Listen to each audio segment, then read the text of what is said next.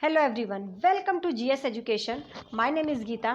आज एक मिनट, आज मैं फिर आप लोगों के सामने आई हूँ जो है चैप्टर क्लास 5 की एनसीईआरटी की बुक क्लास 5 की लेकर ईवीएस की बुक को लेकर। और इसमें जो है आप लोगों को पता ही है चैप्टर 13 तक हमारा जो है कवर हो चुका था। ये आज जो हम करेंगे ये छोटे छोटे चैप्टर्स हैं, ये बहुत ही इंपॉर्टेंट मतलब छोटे छोटे पॉइंट्स भी हैं इसके, तो इसमें हम ज़्यादा टाइम नहीं लगेगा। और जितने भी पॉइंट्स बनते थे इसमें छोटे छोटे टू दी पॉइंट्स में मैंने चीज़ें जो लिख ली हैं। तो आपको सिर्फ जो है इसको क्या करना है, अपनी नोटबुक में लिखना है और उसे रिवीजन करते रहना है। और सबसे बड़ी बात, एक दो बार वीडियो देख लेंगे तो चीज़ें आपको अच्छे से क्लियर हो जाएंगी। अगर कोई सजेशन है, कुछ भी लगता है, कोई भी डाउट है, आप कमेंट सेक्शन में पूछ कर अपने डाउट क्लियर कर सकते हैं।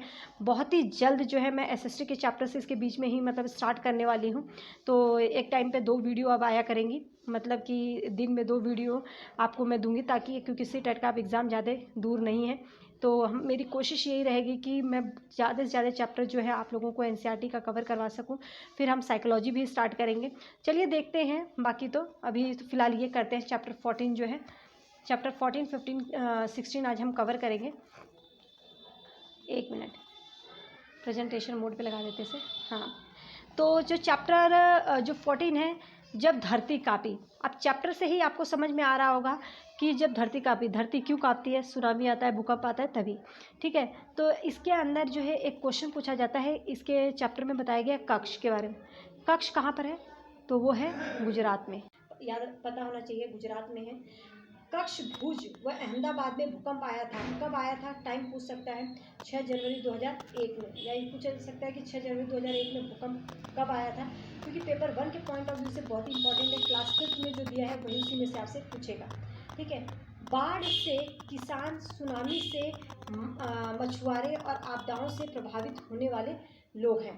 ठीक है, बाढ़ से किसान, सुनामी से कौन, मछुआरे, इन आपदाओं से जो है ये लोग प्रभावित हुए थे। तो ये पूछा जा सकता है मछुआरे से कौन प्रभावित हुआ था और बाढ़ से कौन लोग प्रभावित हुए थे।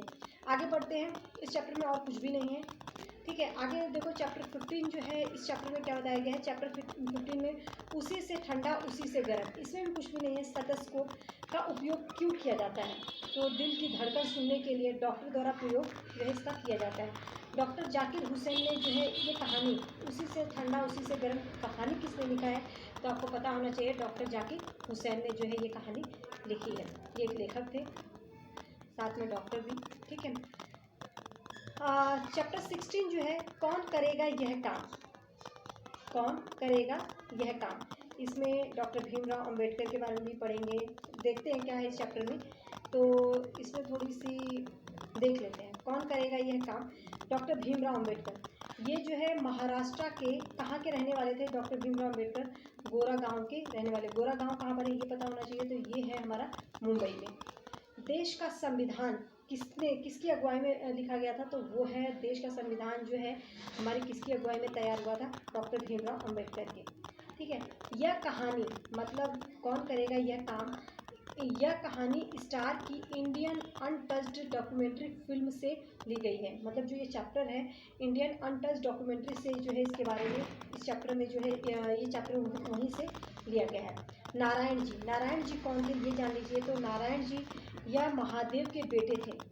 किसके बेटे थे नारायण जी, तो ये महादेव के बेटे। 11 वर्ष की उम्र से ही ये गांधी जी के साथ जो है रहने लगे थे।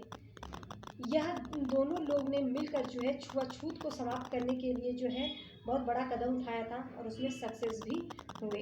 ठीक है, तो उम्मीद करती हूँ कि ये आपको जो है चैप्टर अच्छे से क्लियर हो गया होगा।